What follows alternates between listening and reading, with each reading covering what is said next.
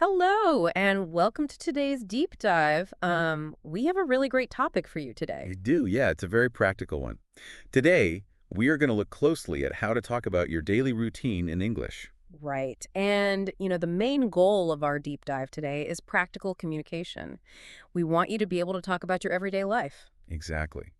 By the end of our conversation, you will know how to describe what you do during a normal day using simple and natural English. I mean, when you are learning a language, being able to explain your daily routine it's just so important. It's the foundation. It really is. So I think to keep things logical, we should probably start at the very beginning of the day. That makes perfect sense. So let's start with the morning. What time do you actually wake up? Well, I usually wake up at 7 in the morning, but I don't get up immediately. I get up at 7:15. Oh, right. Because there's a really important difference there, isn't there, between, waking up and getting up. Yeah, there is, and it's a difference that can sometimes confuse learners. Yeah. So wake up means to stop sleeping. Your eyes open. Right, but you are still in bed. You are awake, but you haven't moved yet. Exactly, you're just lying there. But get up means you actually leave your bed. You put your feet on the floor. So if someone asks you, you can say, I wake up at 7, but I don't get up immediately. I get up at 7:15. Right. Or you could say, I wake up early on weekdays. It's a very natural way to explain your morning. That is super useful. Okay, so you are out of bed, you got up. What do you do after you get up? Well, usually the first thing is bathroom routines. I usually take a quick shower. Take a shower. Yeah, that's the standard phrase. We use the verb take. We take a shower. Exactly. And after that, I brush my teeth. That's another really important everyday phrase.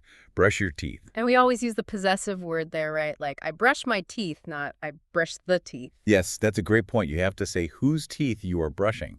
Mhm. So I brush my teeth twice a day. Or he brushes his teeth. Okay, so you took a shower, you brushed your teeth.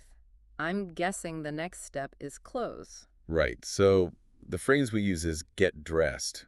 I usually get dressed quickly in the morning. Get dressed. I like that one. It just sounds much more natural than saying, I put my clothes on my body. It really does. It's what native speakers use all the time. And actually, all of those things, the shower, the teeth, the clothes, you can group them together. Oh, like into one phrase. Yeah. You can just use the phrase get ready. It's a very common expression. Yeah. You can say, I take 30 minutes to get ready in the morning. I use that phrase all the time. Like if someone is waiting for me, I just say, hold on, I'm getting ready. Exactly. It's so useful. Yeah. So after you get ready, what's next for you? What do you usually have for breakfast? Breakfast. Well, I usually have breakfast at around 8 o'clock. And notice I said have breakfast, not eat breakfast. Right. That is a really crucial detail. In English, we usually say have breakfast, have lunch, and have dinner. Yeah, it just sounds more natural. Like I have breakfast before going to work. And it works for drinks, too. Like, I always have a cup of coffee after breakfast. Oh, definitely. I have coffee every single morning. I need it. Me too. Yeah. So you got ready, you had breakfast, you had your coffee. It's time to head out the door. Right. The morning at home is over. Now we transition to going to work or going to school. So the first action here is leaving the house. Yeah. We use the phrase leave home. And we don't say leave from home, do we? It's just leave home. Exactly. No extra words are needed. So what time do you leave home? I usually leave home around 7:45. How about you? Well, I go to work by bus, so I leave home at 8 to catch it. Oh, that's a good phrase. By bus. We use by to talk about how we travel. By bus, by car, by train. Yes. So you can say, I go to work by bus. Yeah. Or if you were a student, you would say, I go to school in the morning. Right. And if you are talking about someone else, you change the verb a little bit. Like, my sister goes to school at 7:30. Exactly. So you leave home, you travel, and finally, you reach your destination. The phrase for that is arrive at work or arrive at school. Yes. And we use the word at to talk about the specific place and the specific time. I arrive at work at 8:30. That's a lot of ats, but it's totally correct. I arrive at work at 8:30. Or maybe I usually arrive at work before 9. Right. And once you arrive, that's when the actual day begins. Okay, so let's move into the activities during the day. You are at your desk or in your classroom. What is the first thing? Well, for work, we say start work. Or for school, start school. Start work at 9. School starts at 8. Very simple. Very clear. But what do you actually do first?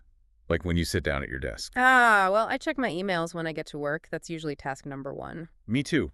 A very natural way to say that is I usually check my emails first thing in the morning. First thing in the morning. That's a great expression. It just means it's your top priority before you do anything else. Exactly. But You can't just work or study nonstop. You need to rest a little bit. Right, the brain needs to rest. So the phrase we use is take a break.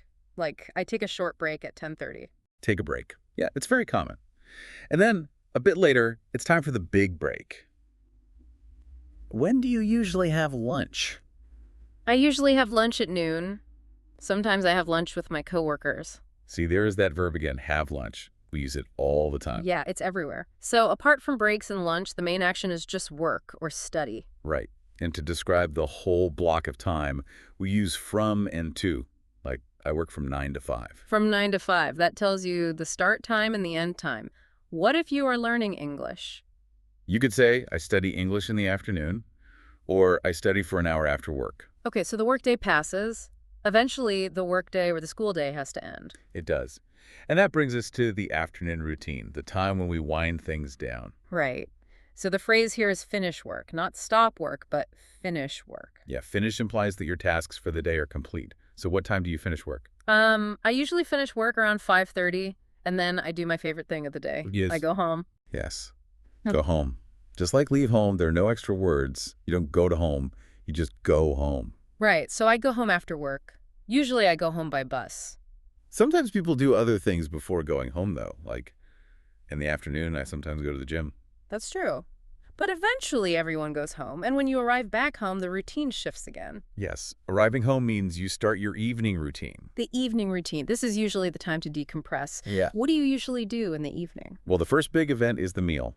I usually have dinner at 7 with my family. Have dinner. There it is again. Have breakfast, have lunch, have dinner. Exactly. It's very consistent. So after you have dinner, what happens next? For me, I like to relax after dinner.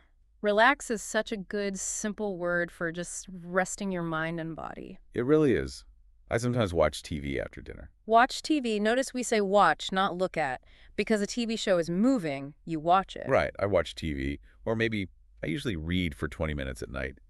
Reading a book is a great way to relax. So you relax, you watch TV, you read a book. What happens after all of that? We are reaching the final part of the day. Yes, the end of the day. And just like the morning, English has a very specific difference here that we need to explain. Right. The difference between going to bed and falling asleep. So what time do you usually go to bed? I go to bed at 11, but I don't sleep right away. This is just like waking up and getting up, isn't it? They are two different things. Yes. So go to bed is the physical action. It means you walk into your bedroom and lie down on your bed. Right. But you are still awake. Your eyes might still be open. Exactly. The second part is fall asleep. Fall asleep means your brain actually stops and you start sleeping. It's like you lose control and just fall asleep. So going to bed is a choice, but falling asleep just happens to you. That's a great way to describe it. So a really natural sentence would be, I go to bed at 11, but I don't fall asleep until 11:30. That 30 minutes is when you are just lying there. Or maybe someone is very lucky and they can say, I usually fall asleep quickly. Or the opposite. Sometimes I can't fall asleep. Oh, that's the worst. But yes, those two phrases, go to bed and fall asleep, are completely different, and you need both to describe your night. Okay, so we have covered the whole day now, from waking up to falling asleep. We have all the vocabulary. But if you just read those sentences one by one, it sounds a little bit robotic, doesn't it? It does, like a list. I wake up, I take a shower, I go to work. It's not very natural. So how do we connect these sentences so they sound like a natural story? Well, we need some useful sentence patterns. Yeah. The first pattern is talking about our habits. Habits, like how often we actually do these things. Exactly. We use words like usually, normally, often, sometimes, rarely, and never. Oh, okay. So instead of just saying, I have breakfast, you add one of those words. I normally have breakfast at home. Right. Normally means almost every day. Mhm. Or you could use rarely, which means not very often. I rarely go to bed late. And if you don't do something at all, you use never, like I never skip breakfast. Right. Putting those words before the verb makes your speech sound much more human and natural. So that's how we talk about habits. But what about the order? If I don't want to just sound like a robot listing things, how do I link the activities together? We use sequence words for that. Words like first, then, after that, next, and finally. Ah, sequence words, like giving directions for your day. Exactly. So you start with first. First, I wake up. Then I get out of bed. After that, I take a shower. Next, I have breakfast. And then for the last thing, you use finally. Right. Finally, I leave home. Using those words builds a bridge between your sentences. First, then, after that, next, finally. Okay, that helps the flow a lot. Is there anything else we need to connect the story? Yes, talking about time. You need to know how to place these actions in time using prepositions. Right, like at. We talked about at earlier, at 7 o'clock. Or around 7, if you aren't exactly sure. Yes, and for the big parts of the day, we use in. In the morning, in the afternoon, in the evening. But wait, for night, we don't say in the night, do we? We say at night. Yes, that is a special rule in English. In the morning, but at night. Good to remember. And we also use words like before and after to connect actions, like before work or after I get home. Right. So you see, with the vocabulary, the frequency words, the sequence words, and the time phrases, you have everything you need. It's all the pieces of the puzzle. I think we should put everything we've learned together into one complete example. That is a great idea.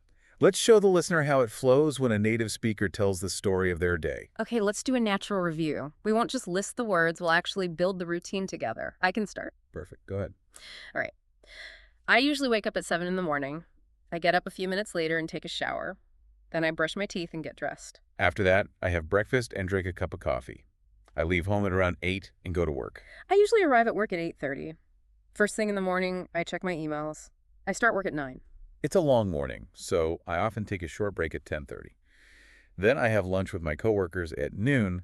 In the afternoon, I just work. I normally finish work around 5:30. After that, I go home by bus. When I get home, the evening routine starts. Yeah. I have dinner at 7. Next, I like to relax. I sometimes watch TV after dinner or read a book for a while. It's very quiet. Finally, it's time for sleep. I go to bed at 11, but I don't fall asleep until 11:30. And that's it. That is a full, clear, very natural daily routine in English. It really is. It uses all the sequence words, the time phrases, and the correct vocabulary. It flows perfectly. And that flow is the key. Being able to talk about your everyday life in English is a fantastic skill. It's the most common topic of conversation in the world. It truly is. Everyone has a routine. And now you know exactly how to describe yours. So we want to encourage you to actually practice this. Yes. Think about your own daily routine. What time do you wake up? What do you do next? Try to use the words we practiced today. Say it out loud. Say, first, I wake up at you. And then fill in your time. Use the sequence words. Mm-hmm. Then, next, after that. Practice telling the story of your own day. It will really help you sound natural and confident. Well, that is all the time we have for today's deep dive. Yes. Thank you so much for listening. We hope this was helpful for your English learning journey. Keep practicing those routines, and we will catch you in the next one. Goodbye. Bye, everyone.